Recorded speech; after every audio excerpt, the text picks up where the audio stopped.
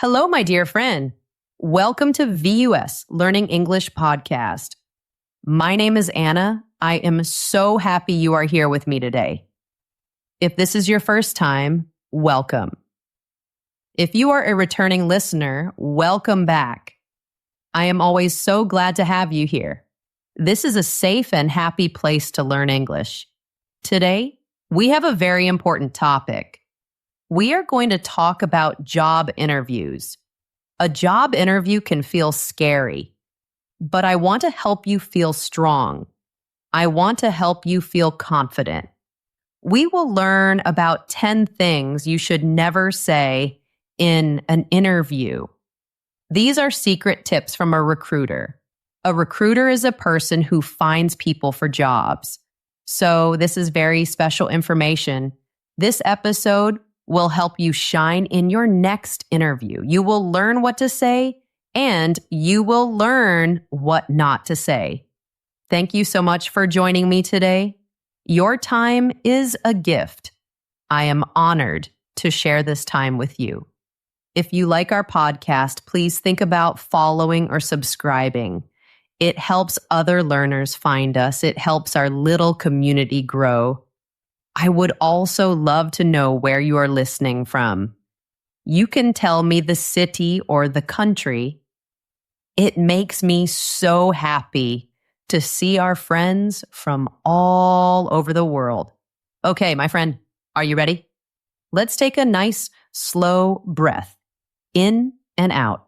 Let's begin this journey together. Section 1. So, what exactly would I do in this role? Let's start with our first phrase. This is a question that many people ask. It sounds like a normal question, but for a recruiter, it is a red flag. A red flag is a warning sign. It is a sign that something is wrong. Imagine you are in the interview, the conversation is going well, you feel comfortable. Then you ask, so what exactly would I do in this role? This question sounds innocent. It sounds like you just want to know more, but let me tell you what the interviewer hears. The interviewer hears a loud alarm. The alarm says, this person did not prepare. This person did not do their homework. This is a very big problem. Why is it a problem? Because before an interview, you get a job description. A job description is a paper or a file. It tells you all about the job. It tells you what you will do every day. It lists the important tasks. Job descriptions are usually very detailed.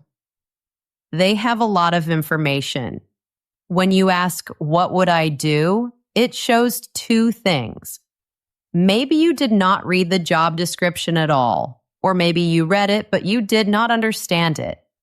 Both of these are not good. Makes the interviewer feel like they have to feed you information. Information that was already given to you. The interview is a very special chance. It is your chance to show you are a great candidate. You can show that you are proactive. Proactive means you think and act ahead. You do not wait for people to tell you everything. You can show that you have initiative. Initiative means you start things on your own. You can show you are very interested in this job. Not just any job, but this one. The question, what would I do, does the opposite. It shows you are not proactive. It shows you did not take initiative to learn. It makes you look less interested. So, my friend, you must not ask this question. But what should you ask instead? You should ask smart questions. I call them second-level questions. These questions show something amazing.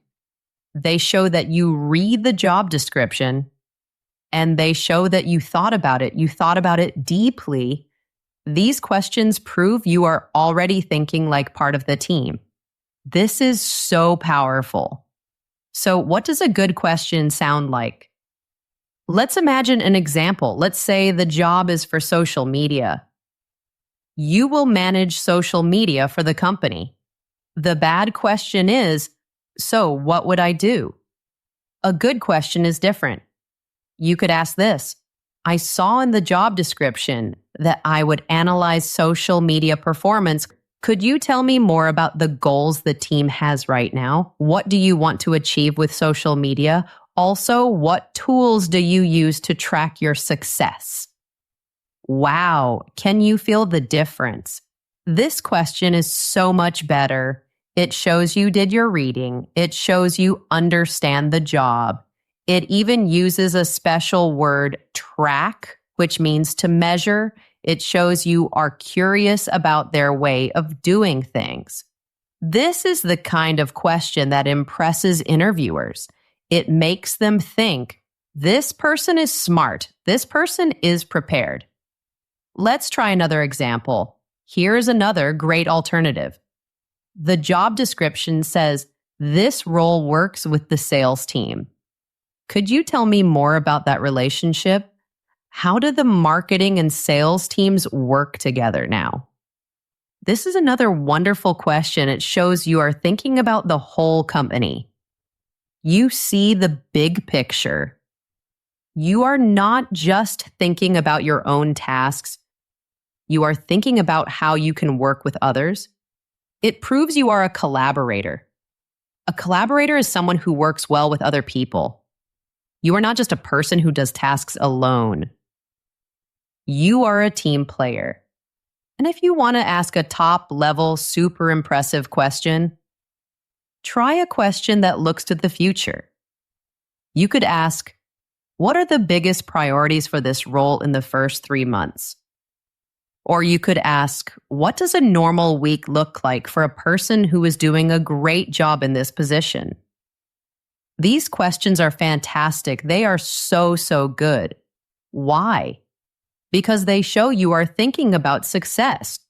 You are thinking about doing a great job.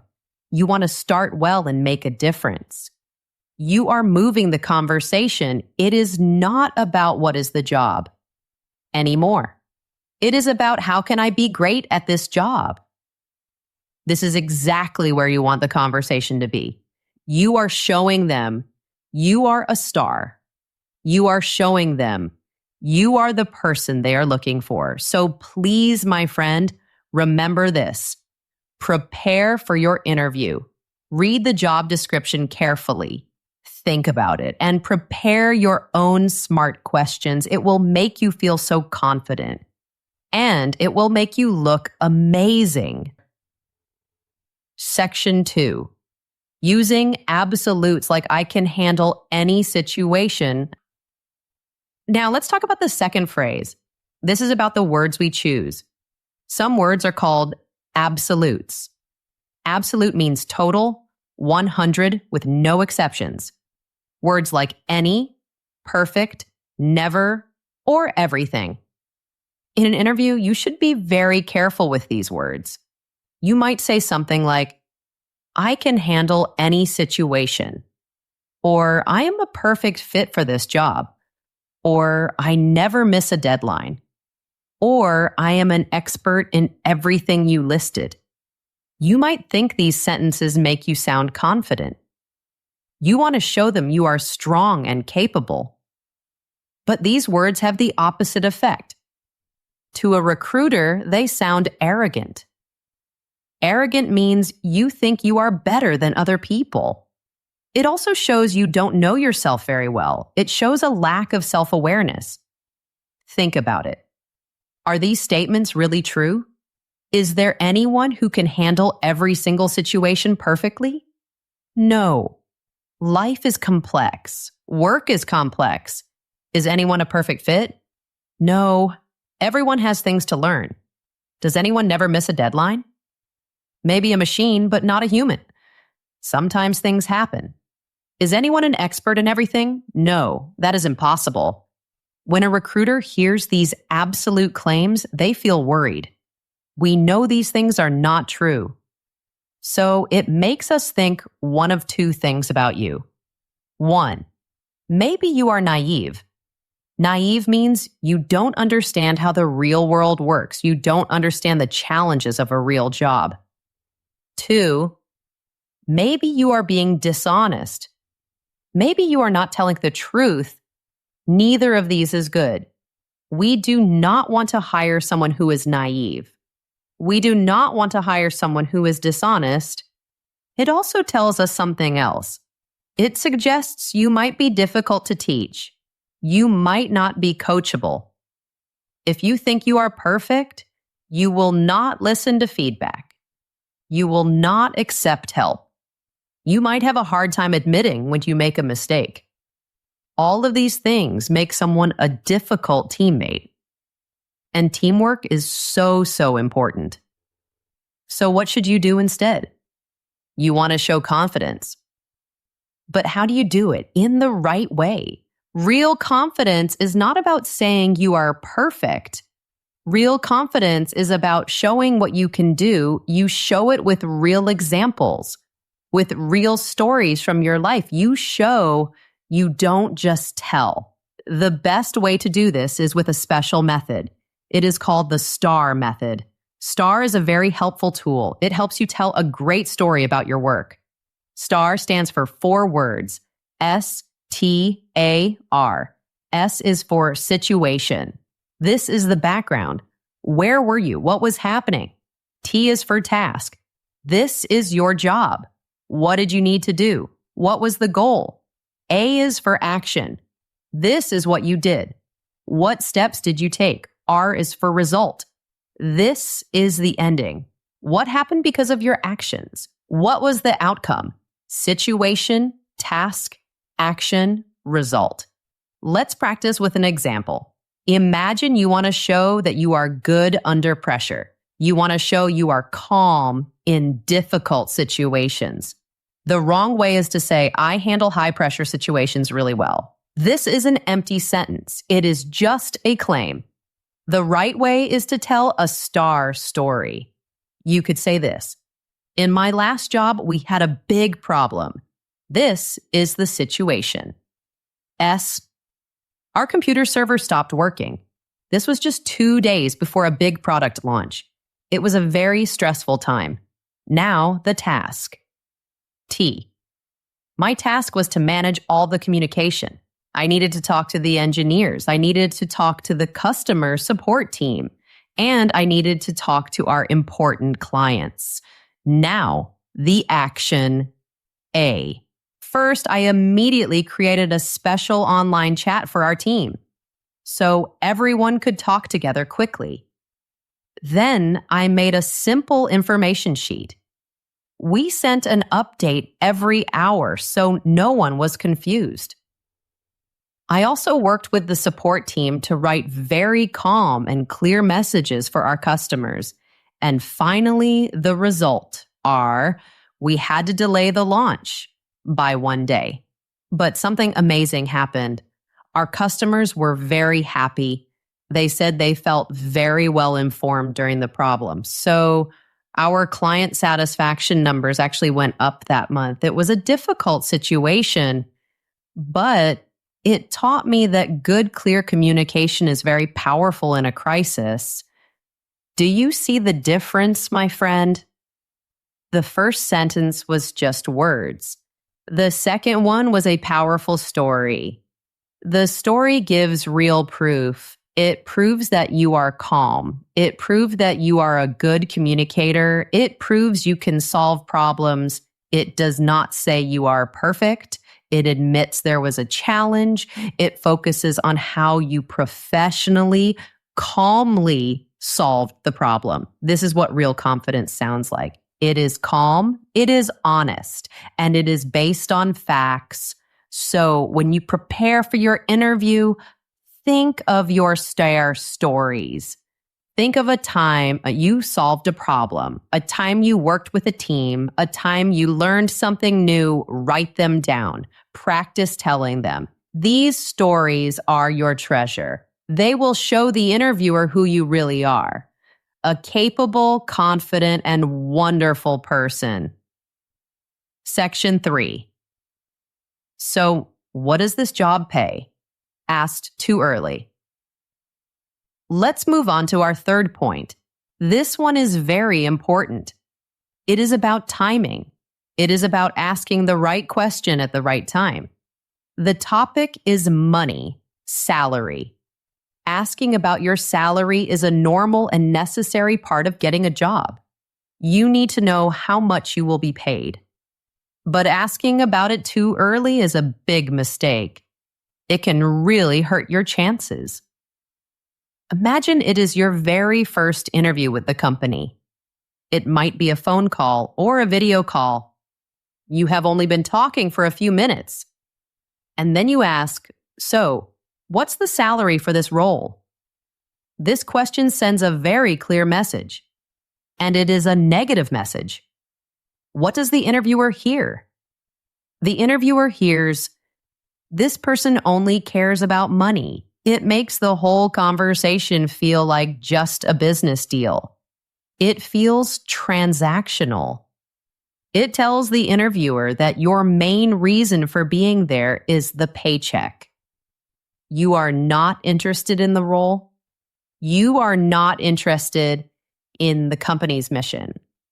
You are not interested in the team. You are only interested in what you can get. Of course, we all know that getting paid is important. Everyone works for money. Recruiters know that. But when you lead with the money question, it feels wrong. It feels like you are not genuinely interested in the job itself. It also feels a little rude. It feels like you are assuming you will get the job. Like you are already counting the money before you have even proved you are the right person. Let me give you an analogy. An analogy is a way to compare two different things to show a similarity. Think of a first date. You are meeting someone for the first time. What if the first thing they ask you is, "So, are you rich?" How would that make you feel? Probably not very good. It would feel shallow and unpleasant. An interview has a similar feeling. The first few interviews are about getting to know each other.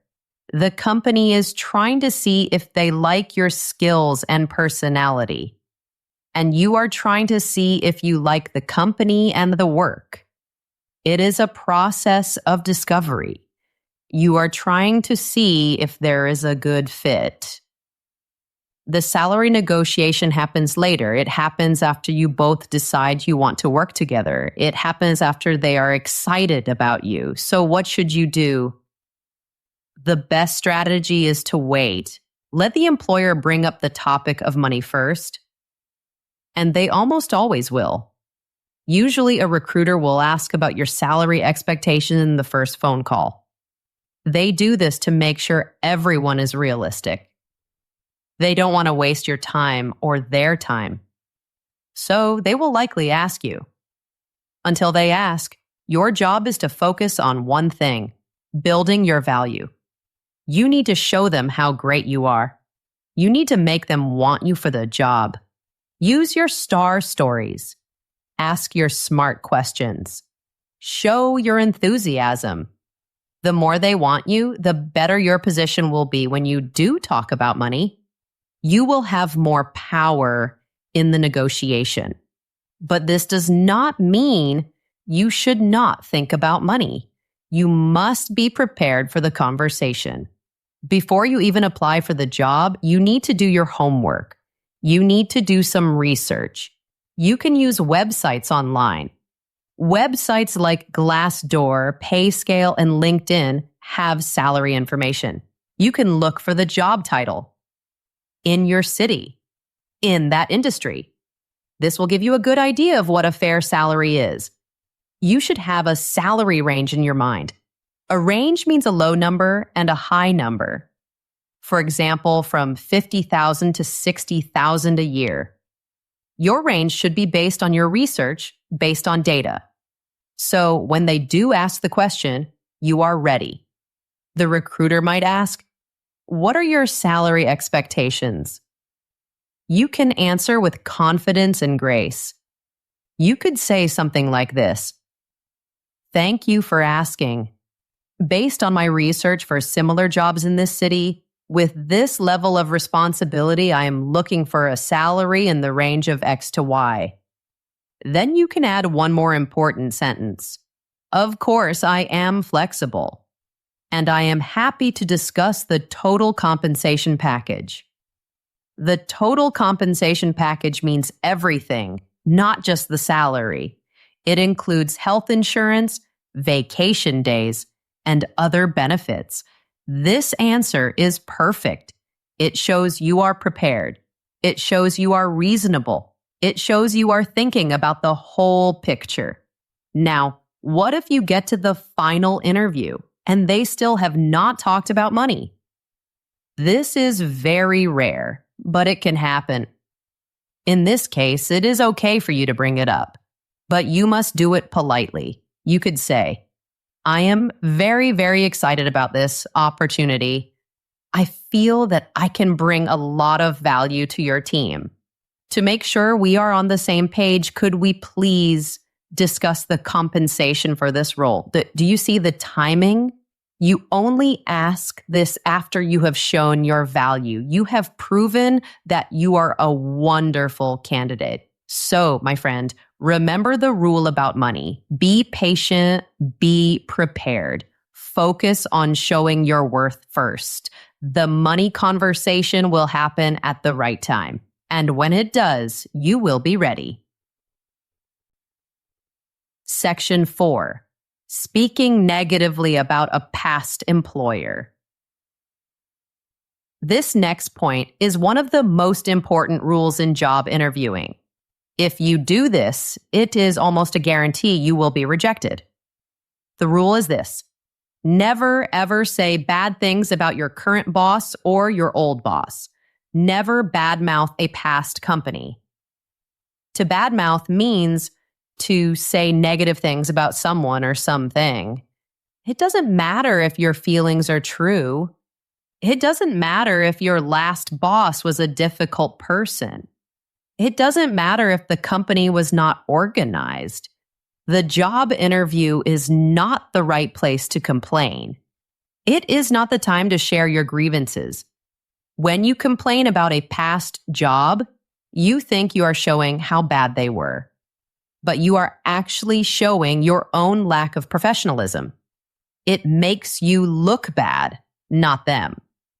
From a recruiter's point of view, this is a huge red flag, a giant warning sign. When a candidate starts complaining, my first thought is this: if they are talking this way about their last company to me, a stranger, what will they say about our company in 1 year? It makes me worried. It suggests you might be a person who complains a lot. It suggests you might be difficult to manage. It suggests you don't take responsibility for your own part in things. It breaks a secret rule of professional life. Every company has problems. No company is perfect. Every boss has good days and bad days. No boss is perfect. Hiring managers are looking for people who are positive. They want people who are resilient. Resilient means you can recover quickly from difficulties. They want people who are diplomatic.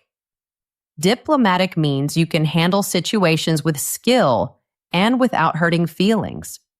They want problem solvers, not complainers. They want people who find solutions, not people who just point out problems. The interviewer will probably ask you a direct question about this. It is a very common interview question. They will ask, why are you looking to leave your current job? Or, why did you leave your last job? This is the moment where many people make a mistake.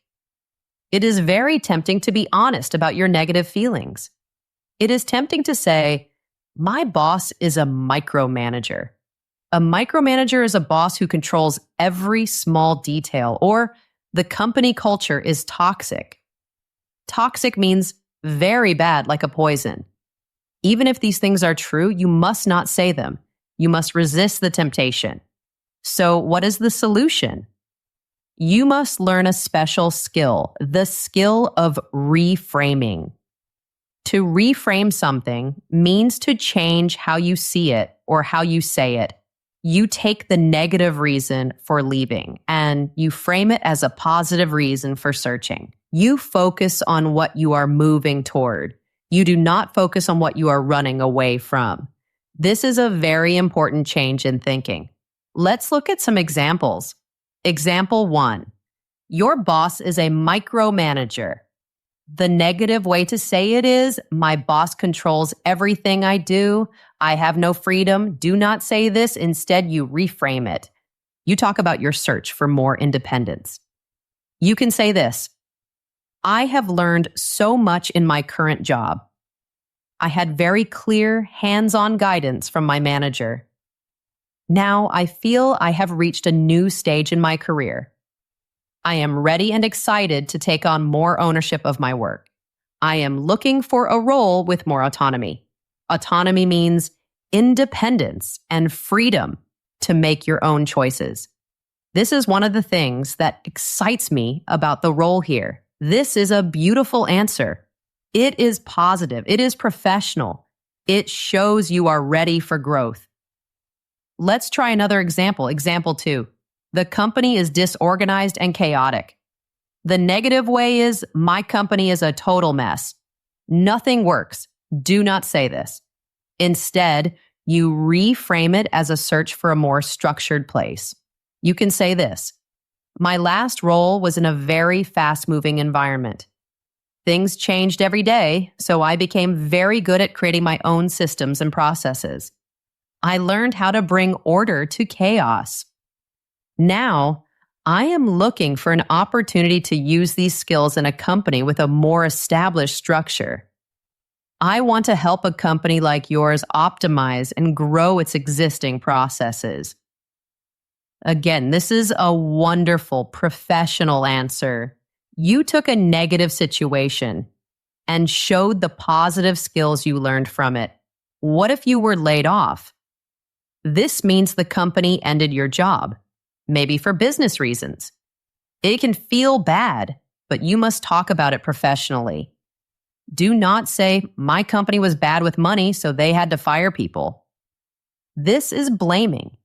Instead, be factual and look to the future. You can say, my position at the company was eliminated. It was part of a larger company restructuring. Of course, it was unexpected. But it has given me a wonderful opportunity. It has given me the chance to step back and find a role that is an even better fit for my long-term career goals. A role just like this one. This answer is so mature and professional. The rule is simple, my friend. Always be classy. Always be professional.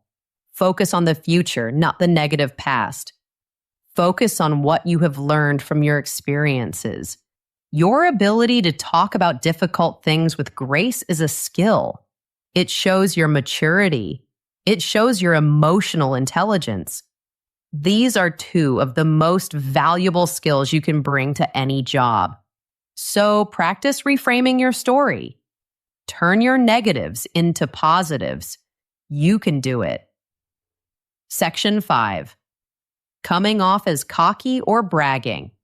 Now we arrive at our 5th point.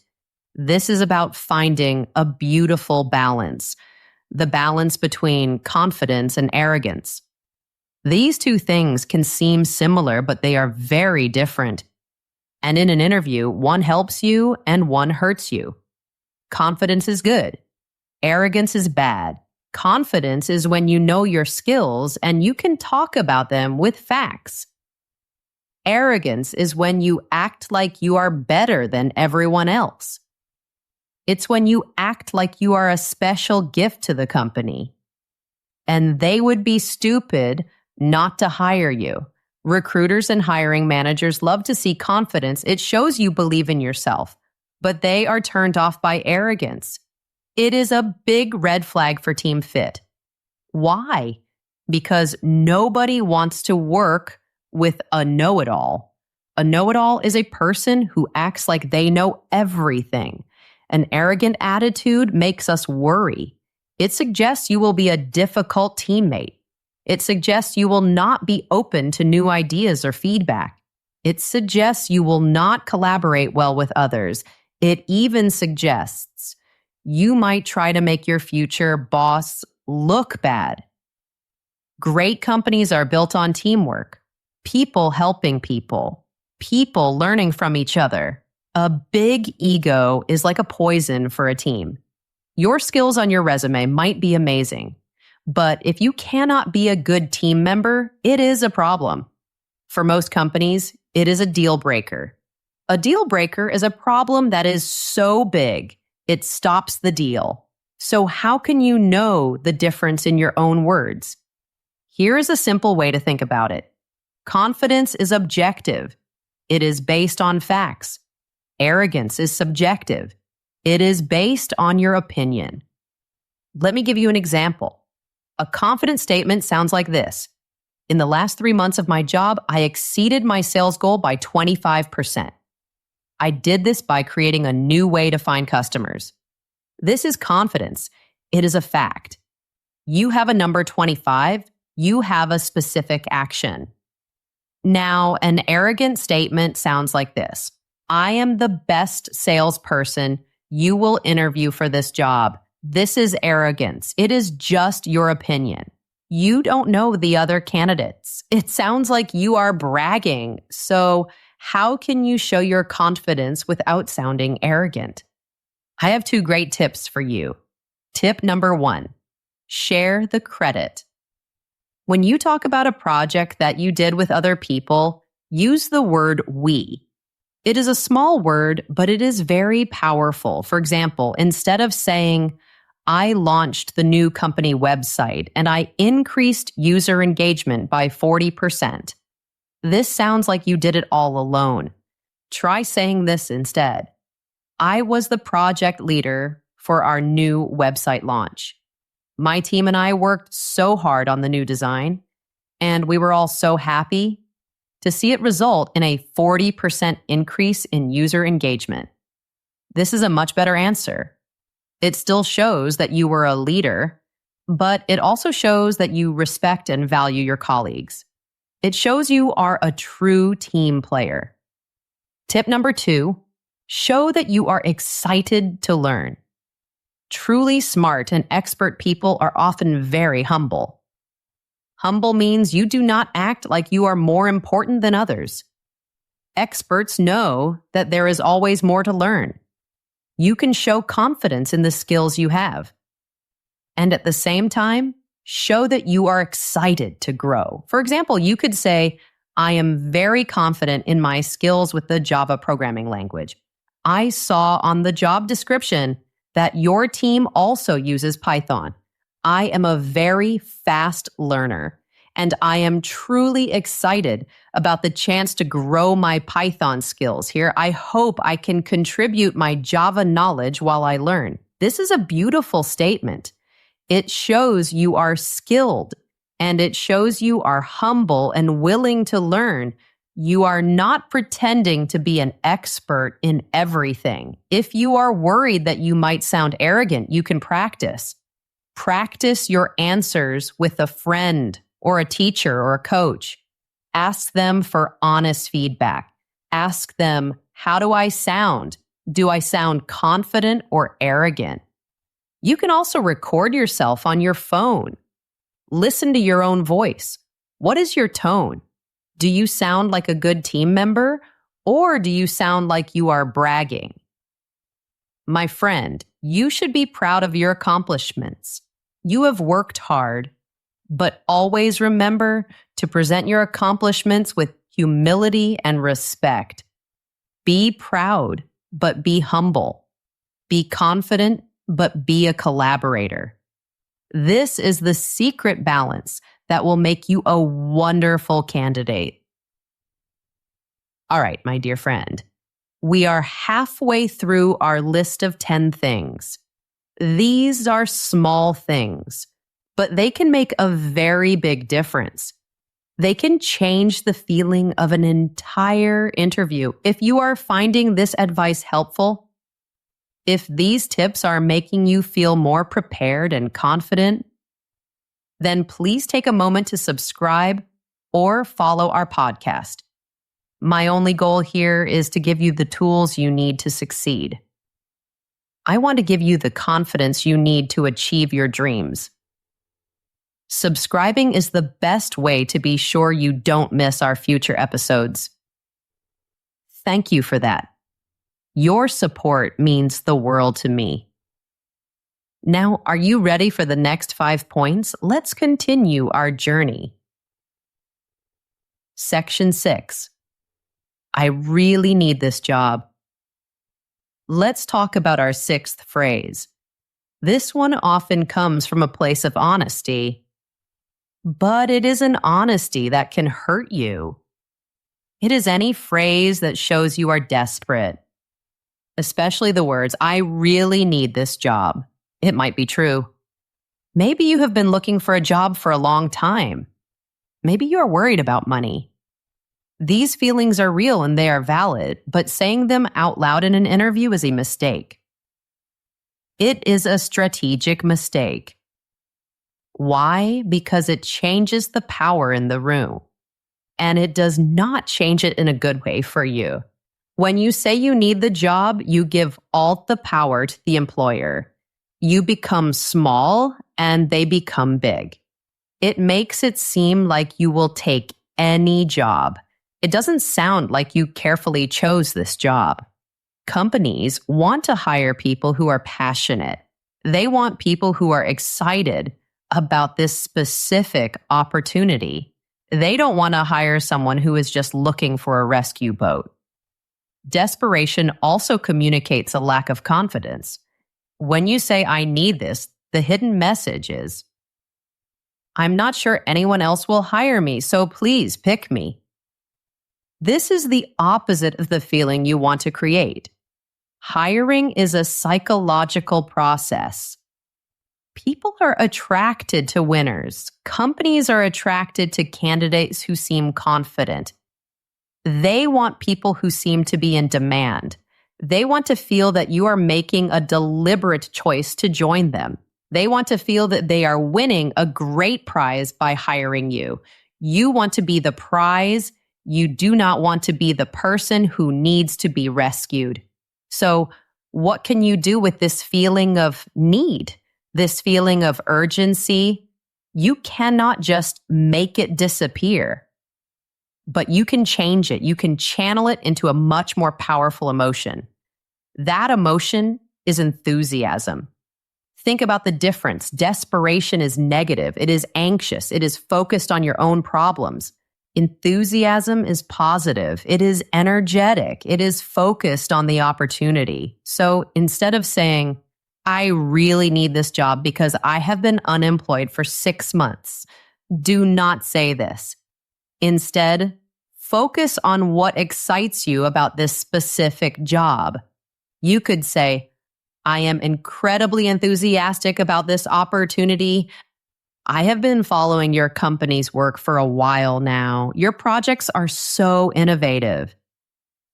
The chance to contribute my skills to a mission I believe in is genuinely exciting for me. Can you feel the difference in energy? This answer is full of passion. It shows you have done your research. It shows you have a real connection to the company. It is all about you, the company, not about me, the person in need. What if the interviewer asks about a gap in your employment? For example, a time when you were not working. This is another moment where people might show desperation. Do not frame it as a time of sad, desperate searching. Frame it as a time you used for a purpose.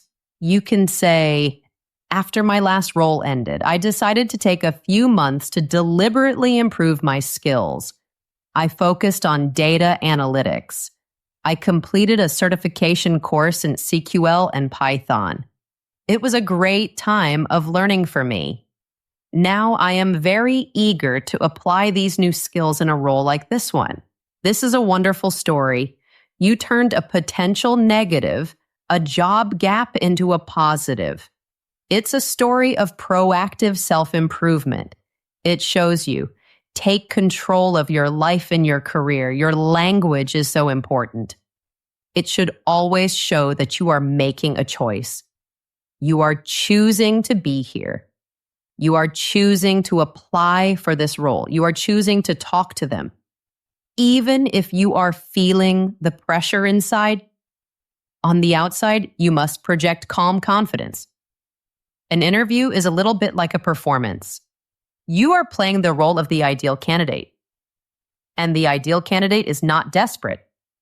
The ideal candidate is enthusiastic, valuable, and selective. So, my friend, take your feelings of need and worry and transform them into the beautiful, powerful energy of enthusiasm. You have the power to do this. Section 7. Apologizing for your nerves. Let's move to our 7th point.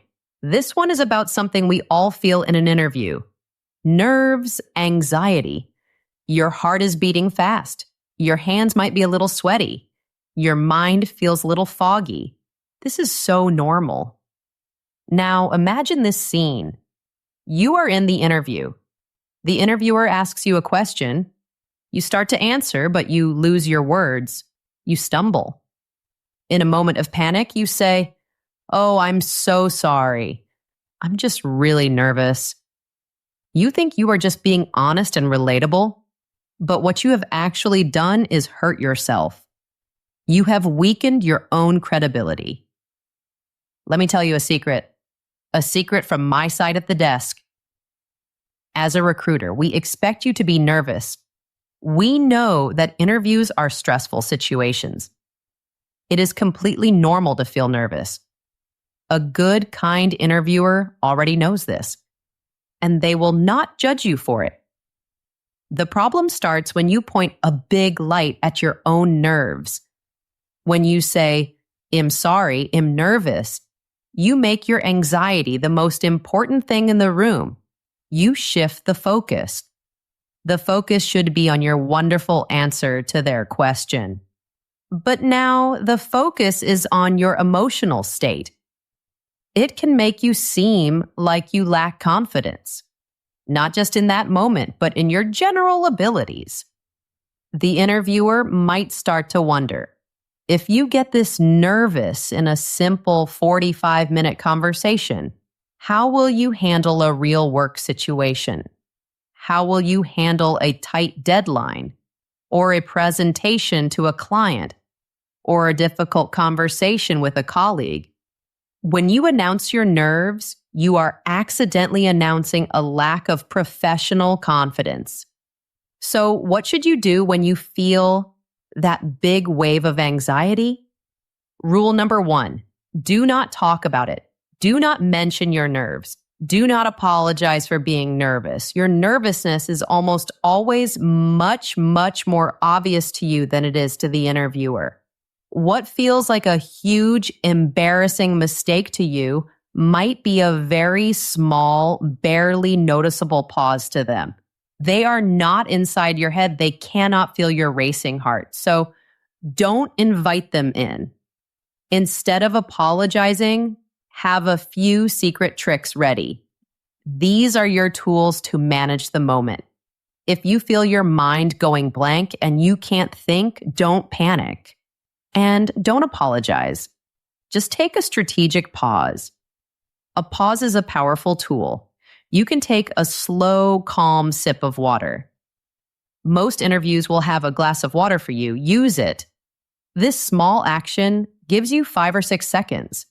That is enough time to take a quiet breath, to calm your mind, to find your thoughts again.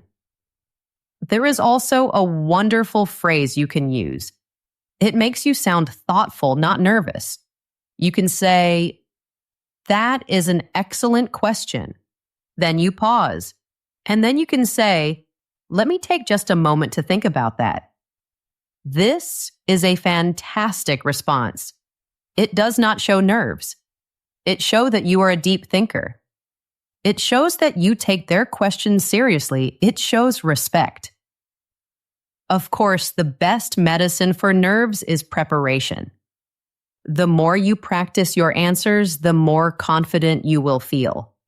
The more you prepare your star stories, the more ready you will be.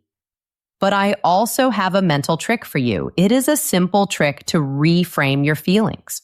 The physical feelings of anxiety are a fast heart, quick breathing, and extra energy. But guess what? The physical feelings of excitement are exactly the same. A fast heart, quick breathing, and extra energy. So right before your interview begins, instead of telling yourself, I am so nervous, try telling yourself, I am so excited for this. Say it out loud if you can. I am excited to meet them. I am excited to share my stories. I am excited for this opportunity. This can help your brain change that nervous energy into positive, focused energy. My dear friend, you do not have to be perfectly calm. You just have to manage your nerves professionally. And the number one rule of managing nerves in an interview is this: do not announce them to the room. You are strong. You are capable. You've got this. Section 8. Unnecessarily mentioning your recommendation. Let's talk about point number 8. This is about getting help from a friend. Sometimes an employee who already works at the company can help you. They can recommend you for a job. This is called a referral. A referral is a fantastic way to get an interview. It helps your resume get seen by the right people. It is a great way to get your foot in the door. But once you are in the interview room, you need to be careful. You must be careful about how you use this referral. A common mistake is to keep talking about the person who referred you, to name drop them again and again. This can make you seem weak or unqualified. It can also sound a little arrogant. Imagine a candidate who keeps saying things like, well, as my friend Sarah from the marketing team told me. Or, John, who works in engineering, he said I would be perfect for this role. Or, when I had lunch with Maria, she said, when a candidate does this, it sends a bad signal. What does it signal? It suggests that you think the referral is a golden ticket, like a magic key that will open the door to the job. It suggests that you think you don't have to try very hard in the interview. It can sound like you are trying to use your friend's reputation. Because maybe you are not confident in your own skills. This is very important to understand. A referral gets you a chance to interview. It does not get you the job. The whole purpose of the interview is for the company to decide if you are the best person based on your skills, based on your experience, based on your personality. You have to earn the job on your own merit. So, what is the right way to handle a referral? It is very simple and elegant. You should mention it one time, gracefully, at the very beginning of the process, and then you let it go. You move on.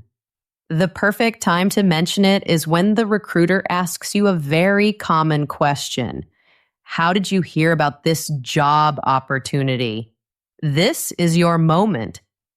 You can say something like this: I was actually speaking with my former colleague, Sarah Smith.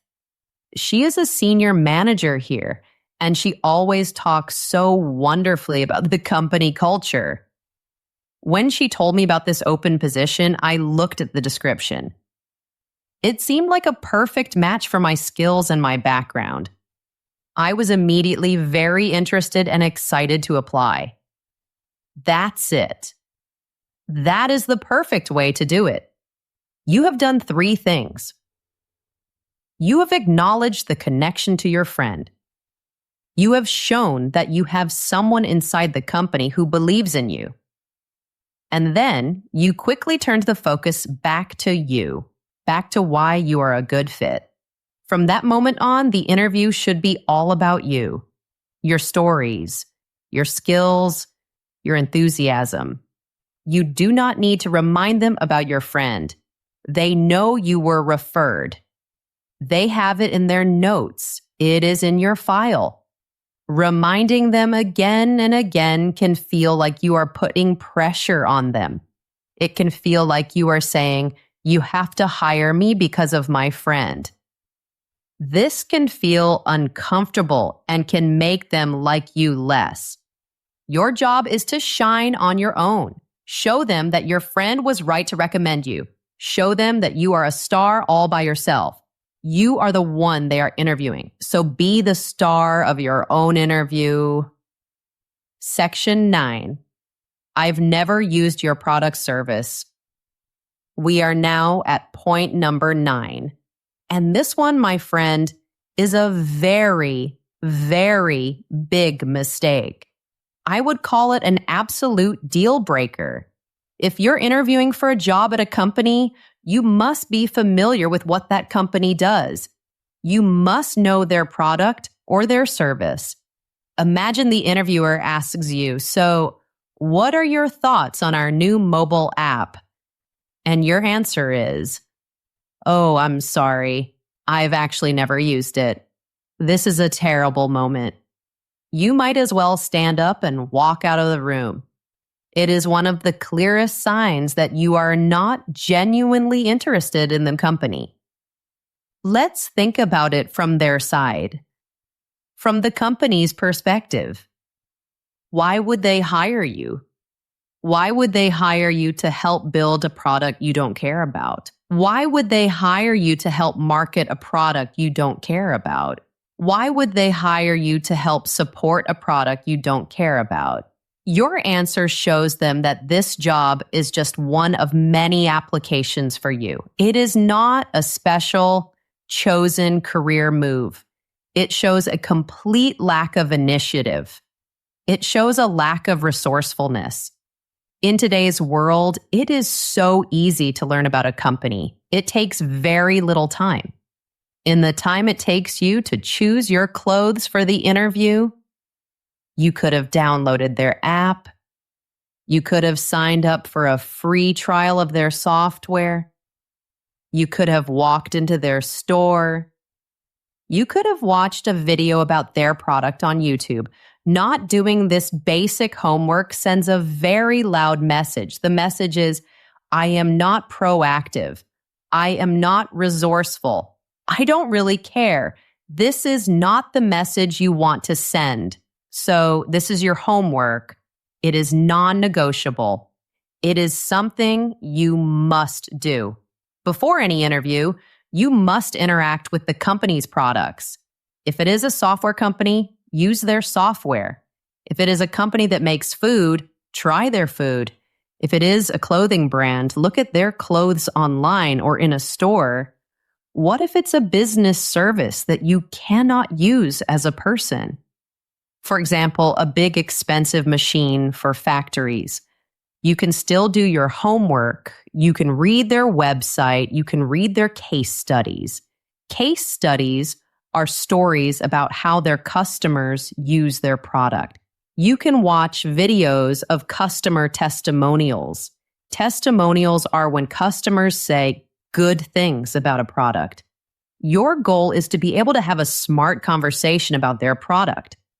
Be ready to talk about what you like about it and be specific. Give details. Don't just say, your app is nice. This is too simple. Say something like this. I downloaded your app yesterday and I was so impressed with the sign-up process. The little tutorial that popped up was so clear and helpful. I was able to create my first project in less than 3 minutes. That is a really wonderful and smooth user experience. Wow, this is a great answer. It shows you not only use the product, it shows you thought about it. You thought about it from the perspective of a user. This is so valuable. Being a user of the product also helps you with another possible question. They might ask, is there anything we could do to improve our product? This is your chance to shine again. Don't just criticize the product. Don't just say what is wrong with it. Frame your idea as a helpful suggestion from a thoughtful user. You could say, overall, I thought the platform was incredibly powerful and easy to use. One small idea I had while I was using it was that it might be helpful to add a one-click export button to the main screen for mobile phone users. As someone who is often working on the go, that could be a huge time saver. This is a brilliant answer. It shows you are engaged. It shows you are thinking about the needs of the user. And it shows you are already having ideas to make the company better. These are all the qualities of a fantastic employee. So please, my friend, do your homework. Use the product. Love the product. It is one of the easiest and most powerful ways to show you truly care. Section 10. Praising a competitor's product. We have arrived at our final point. Number 10. This mistake is a very close relative of the last one. You might be in the interview and the conversation is about the industry in general. The interviewer might ask you a broad question like, what are some of your favorite project management tools that you use? Now, let's say you are interviewing at a company that makes a project management tool. Let's call the company Organize Me. If your answer is to start talking about how much you love their biggest competitor, you have made a very big mistake. For example, imagine you say, "Oh, I absolutely love the tool called Teamwork Plus. It is the best. I use it for everything in my life." This is a very awkward and damaging thing to say. It shows a surprising lack of awareness. You are in the office of Organize Me, telling them that their rival, Teamwork Plus, is the best. It's like going on a date with someone and spending the whole time talking about how wonderful your ex-partner is. It's uncomfortable. It shows poor judgment, and it makes them feel like they are your second choice. The interviewer wants to see that you are passionate about their company, about their brand, about their product. Praising a competitor is the exact opposite of that. Part of your interview preparation should be to understand the market. You need to know who the company's main competitors are, and you need to be ready to explain why you think the company you are interviewing with is special. Why are they better? So, how do you answer this question correctly? It is good to show that you know about the other products in the market. It shows you have industry knowledge, but you must frame your answer in a way that complements the company where you are interviewing. Let's go back to our example. You are at the interview at the company called Organize Me. The interviewer asks you about your favorite project management tools. A brilliant answer would sound like this. That's a great question. In my career, I have used several of the major platforms. I have experience with tools like Teamwork Plus and Project Flow. Here you are showing you know the market. And while each of those tools has some good features, this is polite and diplomatic. I have always been most impressed with Organize Me's approach to task management. Now you are turning the focus to them. I believe the way you designed the shared calendar feature is a real differentiator in the market. You are giving a specific positive example. It is much better than the competitors. And that unique feature is one of the key reasons I am so interested in and excited about joining your team. This answer is incredibly powerful. It does everything right. It shows you know the market and the competitors. But it also shows that you have made an informed choice. You have decided that their product is the best. You even explain why it is the best with a specific example. And the best part, you connect your love for their product directly to your desire to work there. You are not just a fan of their product. You want to be part of the team that makes it. My friend, you must never leave any doubt in the interviewer's mind. They must feel from your words and your energy that they are your first choice. Show them your loyalty. Show them your passion. Show them that you want to be on their team and no other. So there you have it, my dear friend. 10 common phrases and mistakes that can hurt you in a job interview. As you can see, a successful interview is about so much more than your resume. It is about how you communicate. It is about your emotional intelligence. It is about your strategic preparation. Avoiding these mistakes is not about being fake. It is not about pretending to be someone you are not. It is about understanding the professional world. It is about understanding the person on the other side of the table. And it is about presenting the most professional, thoughtful, and capable version of yourself. It is about learning to change your nervous energy into positive excitement. It is about learning to talk about your past in a positive way. It is about proving your value with wonderful stories from your experience. When you are careful and thoughtful with your words, the interview changes. It stops being a scary test, and it becomes a great conversation, a conversation between two professionals, exploring a wonderful opportunity to work together. You now have special knowledge, insider knowledge that many other candidates do not have. So, walk into your next interview without fear. Walk in with the calm confidence that comes from being truly prepared. You have the tools, you know what to do, and you know what not to do. Remember that learning takes time. Learning English is a journey. Finding a new job is also a journey. Be kind and patient with yourself. Every step is progress. Every interview is a learning experience. You can do this. I truly believe in you. Thank you so much for listening today. It was a joy to be with you. If you found this episode helpful, please consider leaving a comment or a rating. It helps our podcast reach more English learners like you. Thank you for being a part of our warm community.